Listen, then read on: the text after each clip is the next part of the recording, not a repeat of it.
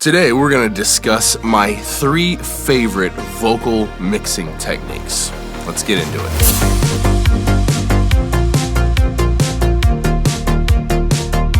Hey everyone, I'm Cole Caparoon. Thank you for stopping by for another video. Now, one of these I have discussed in another video. 2 of them I have not discussed in other videos. I held up 3 fingers for some reason. And what's interesting about this is, like all of us, we're all growing and changing, and we're all developing new techniques, or at least we all should be.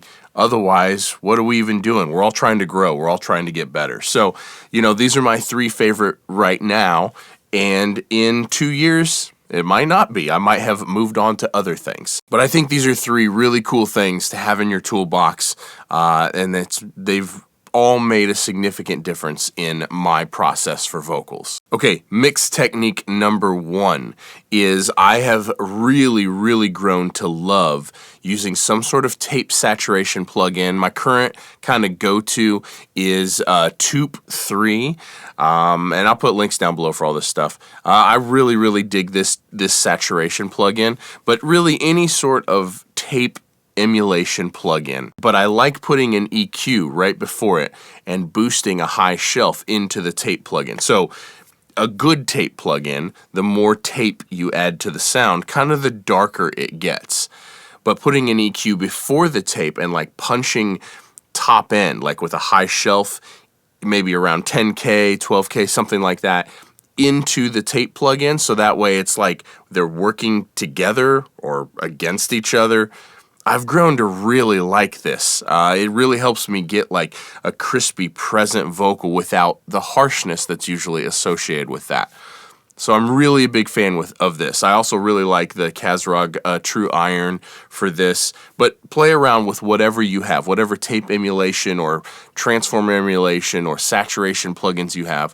Play around with it and put an EQ with a high shelf and then your saturation, your tape emulation after that.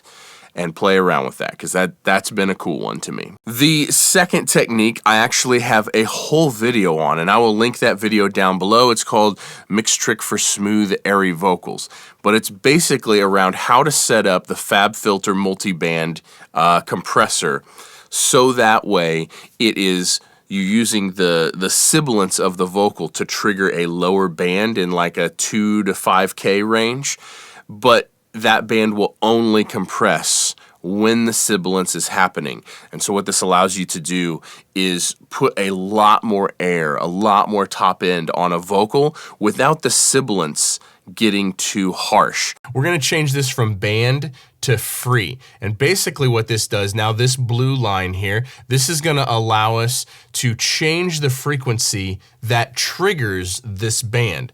And so we're going to pull this all the way up here to the highest end, and let's make it pretty narrow to make sure it doesn't get triggered by any vocal. So what we want is this band to only compress during sibilance. So let's take a listen. What's the rush? Why we always living a million miles a minute? Okay, so you can see if we were on band here, it would be compressing all the time. What's the rush? Why? We don't want that. We only want it to compress during sibilance. So when you go over to free, then you can fine tune this frequency range, what frequency you want to trigger this part of the de-esser.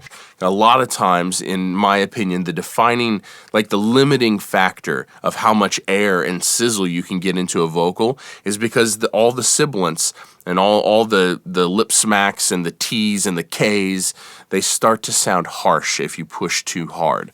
This technique, and again, I'll put the video down below, so go check that out. This technique really helps you control all of that so you can get even more air and even more sizzle into your vocals without it sounding harsh. Before I get on to the third technique, there are links down below for everything that I use, including the videos and the FabFilter compressor and all of this stuff. Those links do go to Sweetwater. Sweetwater is sponsoring this video, so anytime you guys need any piece of gear whatsoever, you can jump on any one of my videos and click on any one of the links in the description of any video. And once you're on the site, you can purchase anything that you need, and it will go a long ways to help support this channel and help me keep making educational content just like this. So thank you to Sweetwater for sponsoring this video, and thanks to you guys for using the links in the description below. Mix tip number 3. Now, one of my favorite things to do in just about every song and just about every genre is to double and triple the lead vocal, at least in the choruses. And what I do with these doubles and triples is I don't usually pan them hard left and hard right. I find the spot in between. So drums are up the middle, bass is up the middle, maybe guitars are panned hard left and hard right, or whatever instruments there are. There's usually a lot of elements panned hard left and hard right. And I find the spot just inside of that to pan the double and triple of the lead vocal. So that location is part of it, finding the place where it will just make the vocal feel significantly wider and that it takes up significantly more room. However, it's not competing with other elements as much if I would have just panned it hard left and hard right. So that panning location is slightly different from a song on a song-to-song basis. So play around with that. But how I treat those vocals, what I want to do is I want to get rid of a little bit of extra presence and a little bit of extra, like the sibilance and any sort of things that would pull my ear away from the actual vocal. I usually want to kind of get rid of that stuff. And maybe it's only cutting by a couple dB in an EQ. Sometimes it's mangling it. Sometimes it's putting a de-esser on it so strong that it's sounds like there's a lisp when you listen to it on its own. But whatever the case may be, is I want to pan those doubles and triples and then EQ them in a way where my attention is never drawn to them, if that makes sense. My attention is solely on the lead vocal that's right up the middle.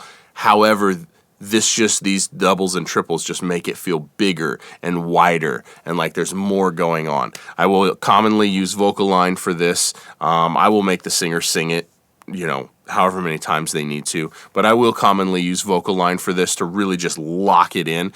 Because unless, most of the time I'm not going for a really audible tripled sound. I just want that vocal to be bigger. And so I get rid of some 2K, 2 to 3 to 4K somewhere in there. So that way it kind of just sits under the vocal, the actual lead vocal. And then I get rid of a bunch of sibilance and a bunch of all of that stuff that would draw my attention to the layers, to the double and triple, and draw my attention away from the lead vocal. And then I just blend those vocals up. So that way when I mute them, it just gets smaller and falls apart. And when I unmute them, the vocal is just big. It takes up a lot of space. I really, really love this technique. Where I cut and where I EQ is different for every singer. It's different for every song.